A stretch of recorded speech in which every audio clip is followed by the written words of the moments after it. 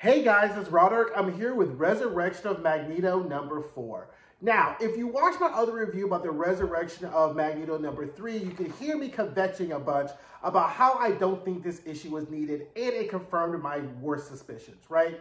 Because we really did not need this book. This book could have been an incident inside an X-Men book. This could have been actually inside an Iron Man book, which we'll get to later. This could have been somewhere else, right? So, but of course, every story needs that. They wanted to tie the story up too perfectly, and I think the way issue number 3 ended was a better ending than what this ended to here now. So I'm not going to be in front of you long because, I mean, we do have some good, interesting points, but we really didn't create new ground. Like the other 3 issues really kind of gave us new ground, kind of gave us, you know, all the character arcs we needed, and this kind of was unnecessary, except for we learned that Magneto is just that dude all the motherfucking time, right? So, which we all kind of already knew, that Magneto is that dude all the motherfucking time. So anyway, and in hindsight, instead of the resurrection of Magneto, this really should be called the evolution of Magneto, right? Because that really is what they're trying to put out, you know, make us believe that Magneto is now fully evolved because he went through death and said whatever.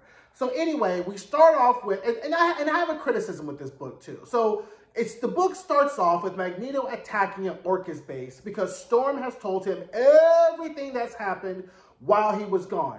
That should have been in this issue, right? That has seeing Magneto kind of go through the emotional detail of finding out 250,000 mutants are dead, Jean Grey's been killed, Cyclops in jail, Emma Frost married Tony Stark. Like all these things that are happening should have been in the book so we could see his reaction to that, right? But we are robbed of that, and all we see is him attacking Orchis, and we get a kind of like exposition block of that. And I really think that seeing Storm telling him Storm's guilt and about how she wasn't there while her best friend was murdered, I think that would have been, if you're going to keep extending the story, that would have been a better story than kind of this whole Sentinel battle that I feel like kind of dragged on a little bit too long, right? So he's in the Orchis base. He's going there to free mutants. He's there. He has his 3 helmets, his red, his black, and his white. He doesn't know which one to put on, but he's trying to be a new, better, changed man, right? So he's not just really trying to kill people just off the bat. He's just bunking them over their head with his helmets and making their like guns, you know, slap them in their face because he's like, I really don't want to kill you. I'm trying to be a changed person, whatever. Well, needless to say, what's the squad's called? It was a super squad. Is showing up, and they have these magnetic, electromagnetic suits that if he tries to use his powers against them, it will release nerve gas and kill all the mutant prisoners.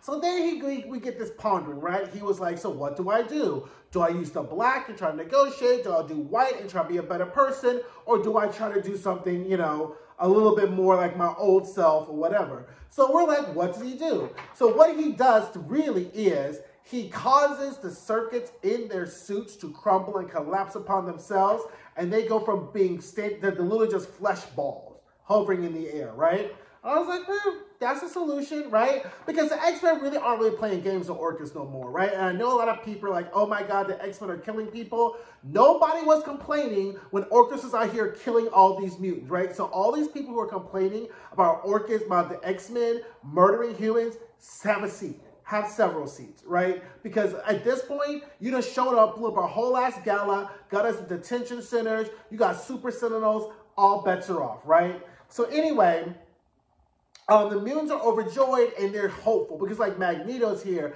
Magneto's back, and we see that Magneto wants to be very delicate and careful and considerate of the hope the mutants have, right? Because he knows that once somebody, because you know how Magneto is, right? All you need to do is start cheering his name and he's off trying to find an island or an asteroid or somewhere to create a fucking like new nation, right? So he's like, I'm going to be very delicate and very careful with your hope and to realize how important it is. So like, okay, cool, right? So Blue Marvel and Storm are evacuating prisoners. Prisoners are teleporting to get their cheese sandwiches and chips back at Blue Marvel's base. And then all of a sudden, a Stark Sentinel shows up and they're like, oh shit. So then this Stark Sentinel is resistant to Magneto's powers, but Storm is like, ha ha ha. But so then she attacks with lightning and then it counterattacks with a sonic punch.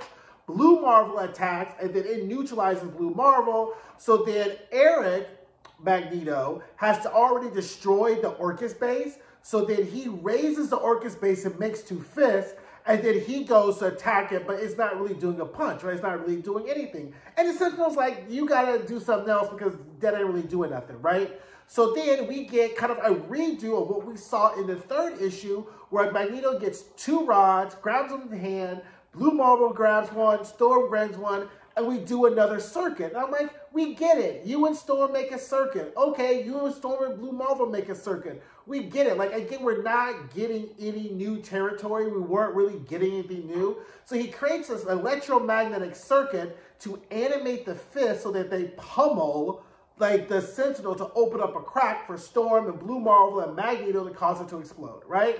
So I was like, okay, cute. Yeah, circuit part two, you know, that's what we got, right? So anyway, while this is all happening, Storm has her headache because Emma Frost is doing walkie-talkie and she can't get in touch with Magneto because he has his helmet on, right? Which, pause, if he didn't have his helmet on at Orchis, why didn't Xavier know, anybody else not know that he was alive? I guess that's how Emma Frost knew he was alive, because he didn't have his helmet on at the Orchis base.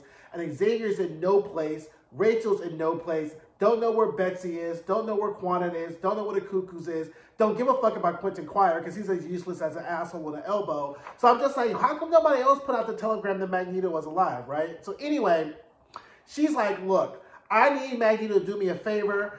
And so then Storm relays a walkie-talkie message is that she needs Magneto to go rescue her now husband, Tony Stark, because he's about to get murked by Fei Long and all the other Sentinels that now have lost his control.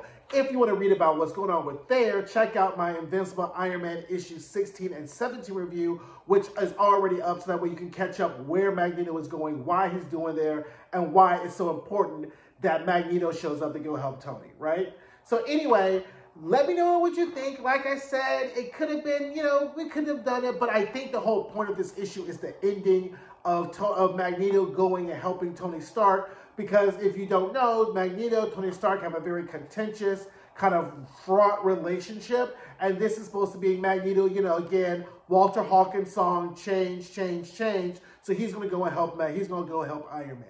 So, okay, guys, so drop in the comments, let me know what you think, and I will see you guys soon. Bye. Hey guys, thanks for watching my videos. Don't forget to like, comment, subscribe, and share. And don't forget to check out some of my other videos.